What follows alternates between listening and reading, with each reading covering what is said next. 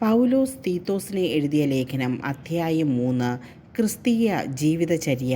ഭരണകർത്താക്കൾക്കും മറ്റധികാരികൾക്കും കീഴ്പ്പെട്ടിരിക്കാനും അനുസരണമുള്ളവരായിരിക്കാനും സത്യസന്ധമായ ഏതൊരു ജോലിക്കും സന്നദ്ധരായിരിക്കാനും നീ ജനങ്ങളെ ഓർമ്മിപ്പിക്കുക. ആരെയും പറ്റി തിന്മ പറയാതിരിക്കാനും കലഹങ്ങളിൽ നിന്ന് ഒഴിഞ്ഞു നിൽക്കാനും സൗമ്യരായിരിക്കാനും എല്ലാ മനുഷ്യരോടും തികഞ്ഞ മര്യാദ പ്രകടിപ്പിക്കാനും നീ അവരെ ഉദ്ബോധിപ്പിക്കുക.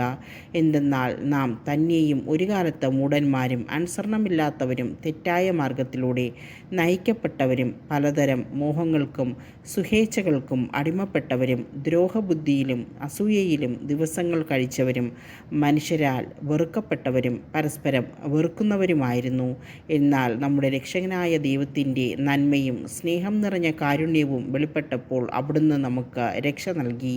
അത് നമ്മുടെ നീതിയുടെ പ്രവൃത്തികൾ കൊണ്ടല്ല, പിന്നെയോ അവിടുത്തെ കാരുണ്യം മൂലം പരിശുദ്ധാത്മാവിൽ അവിടുന്ന് നിർവഹിച്ച പുനരുജ്ജീവനത്തിൻ്റെയും നവീകരണത്തിൻ്റെയും സ്നാനത്താലത്രേ.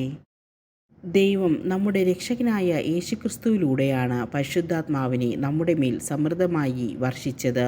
അവിടുത്തെ കൃപാവരത്താൽ നാം നീതീകരിക്കപ്പെടുന്നതിനും നിത്യജീവനെ പറ്റിയുള്ള പ്രത്യാശയിൽ നാം അവകാശികളാകുന്നതിനും വേണ്ടിയാണ് ഇങ്ങനെ ചെയ്തത്. ഇപ്പറഞ്ഞത് സത്യമാണ്. ദൈവത്തിൽ വിശ്വസിച്ചവർ സത്പ്രവൃത്തികൾ ചെയ്യുന്നതിൽ ജാഗരൂകരായിരിക്കാൻ വേണ്ടി ഇക്കാര്യങ്ങളിൽ നീ സമ്മർദ്ദം ചെലുത്തണം എന്ന് ഞാൻ ആഗ്രഹിക്കുന്നു. ഇവയെല്ലാം ശ്രേഷ്ഠവും മനുഷ്യർക്ക് പ്രയോജനകരവുമാണ്.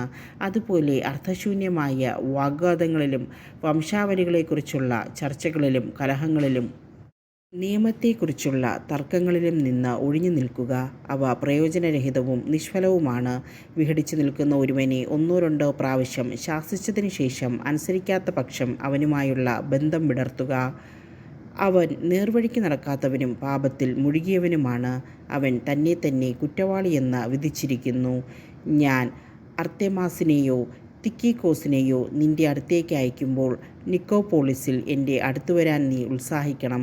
മഞ്ഞുകാലം അവിടെ ചെലവഴിക്കാനാണ് ഞാൻ നിശ്ചയിച്ചിരിക്കുന്നത്. നിയമജ്ഞനായ സേനാസിനെയും അപ്പോളോസിനെയും വേഗം യാത്രയാക്കാൻ നീ കഴിവുള്ളതെല്ലാം ചെയ്യണം. അവർക്ക് ഒന്നിലും പോരായ്മയുണ്ടാകാതിരിക്കാൻ ശ്രദ്ധിക്കുക. നമ്മുടെ ജനങ്ങൾ അടിയന്തര ആവശ്യങ്ങളിൽപ്പെട്ടവരെ സഹായിക്കുന്നതിനും പ്രയോജനരഹിതരാകാതിരിക്കുന്നതിനും വേണ്ടി സത്പ്രവൃത്തികളിൽ വ്യാപരിക്കാൻ പഠിക്കട്ടെ. എൻ്റെ കൂടെയുള്ളവരെല്ലാം നിനക്ക് അഭിവാദനങ്ങൾ അയക്കുന്നു. വിശ്വാസത്തിൽ ഞങ്ങളെ സ്നേഹിക്കുന്നവർക്കെല്ലാം അഭിവാദനങ്ങൾ അർപ്പിക്കുക. നിങ്ങൾക്കെല്ലാവർക്കും ദൈവകൃപ ഉണ്ടായിരിക്കട്ടെ.